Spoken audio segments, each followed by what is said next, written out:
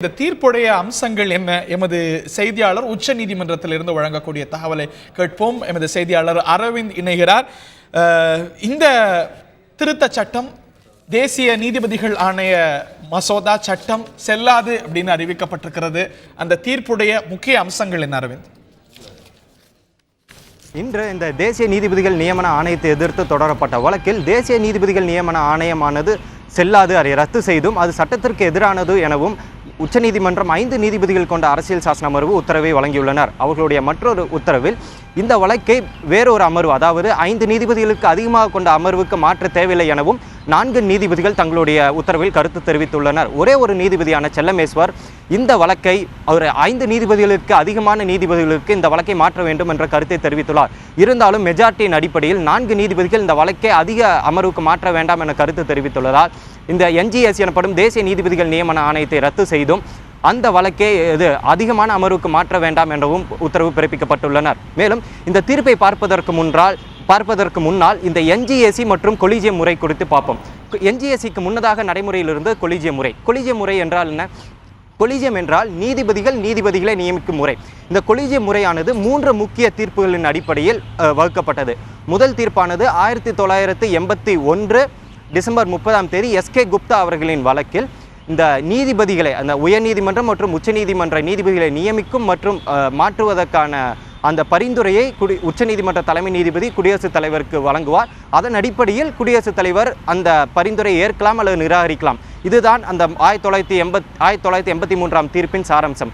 இந்த நடைமுறை தான் 12 வருடங்களாக நடைமுறையில் இருந்தது. அதனைத் தொடர்ந்து தான் 1993 அக்டோபர் 6 உச்சநீதிமன்ற அட்வொகேட்ஸ் ஆன் ரெக்கார்ட் அமைப்பினர் தொடர்ந்த வழக்கில் இந்த நீதிபதிகளை நியமிக்கும் முறையில் ஒரு சிறு மாற்றம் நியமிக்கப்பட்டது. அதன் அடிப்படையில் உச்சநீதிமன்ற தலைமை நீதிபதி 2 மூத்த நீதிபதிகளின் கலந்தாலோசனை பேரில் குடியரசுத் தலைவருக்கு பரிந்துரை செய்வார்.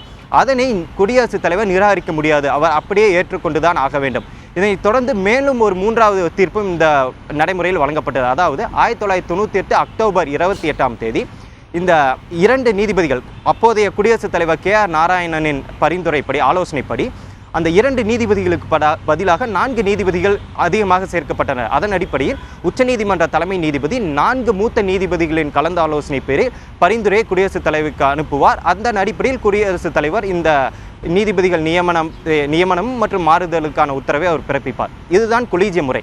இதனை ரத்து செய்துதான் தேசிய நீதிபதிகள் நியமன ஆணையம் என்ற புதிய சட்டத்தை மத்திய அரசு கொண்டு வந்தது.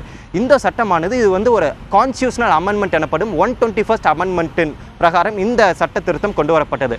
இதன் அடிப்படையில் இந்த சட்ட மசோதாவை ஆகஸ்ட் 13, 2014 மக்களவையிலும் ஆகஸ்ட் 14, 2014 மாநிலங்களவையிலும் மத்திய அரசு நிறைவேற்றம் செய்தது.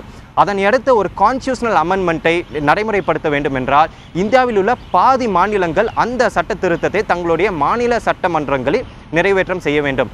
அதனைத் தொடர்ந்து அப்போதைய நிலைமையில் 16 மாநிலங்கள் இந்த சட்ட திருத்தத்தை தங்களுடைய சட்டமன்றத்தில் நிறைவேற்றம் செய்திருந்தனர். அதனைத் தொடர்ந்து டிசம்பர் 31, 2014 கடந்த ஆண்டு டிசம்பர் 31 குடியரசுத் தலைவர் இந்த சட்ட திருத்தத்துக்கு ஒப்புதல் வழங்குகிறார்.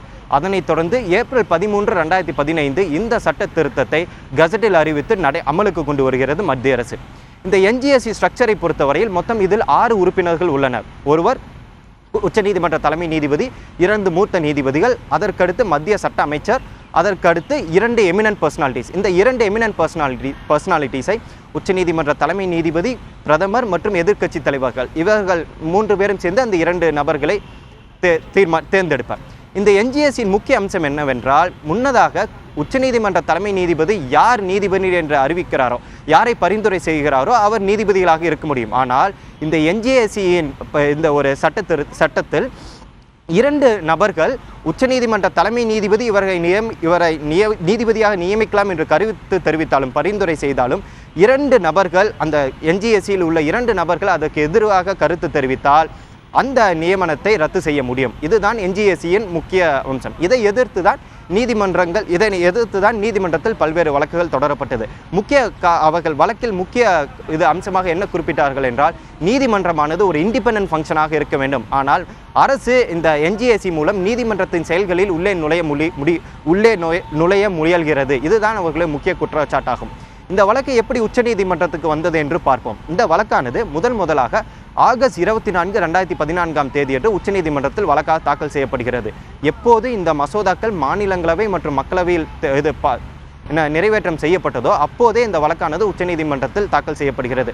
இந்த வழக்கை விசாரித்த உச்சநீதிமன்ற நீதிபதி அனிலார் தவே தற்போதுதான் இந்த ஒரு இஷ்யூ ஆனது மசோதாவாக நிறைவேற்றம் செய்யப்பட்டிருக்கிறது. இந்த நிலையிலே இதை எதிர்த்து உச்சநீதிமன்றத்தில் வழக்கு தாக்கல் செய்வது நியாயமல்ல. இருந்தாலும் இதை சட்டமாக நியமிக்கும் பட்சத்தில், சட்டமாக அமல்படுத்தும் பட்சத்தில் அப்போது நீங்கள் உச்சநீதிமன்றத்தை நாடி இதற்கு எதிராக வழக்கு தொடுக்கலாம் என்று அந்த மனுவை நிராகரிக்கிறார். அதனை அடுத்து மீண்டும் ஜனவரி 2015 மீண்டும் 6 மனுக்கள் உச்சநீதிமன்றத்தில் தாக்கல் செய்யப்படுகிறது. எப்போது குடியரசுத் தலைவர் இந்த சட்ட திருத்தத்துக்கு ஒப்புதல் வழங்குகிறாரோ அதற்கு அடுத்த மாதமாக ஜனவரி மாதம் இந்த சட்ட திருத்தத்துக்கு எதிராக 6 மனுக்கள் உச்சநீதிமன்றத்தில் தாக்கல் செய்யப்படுகிறது.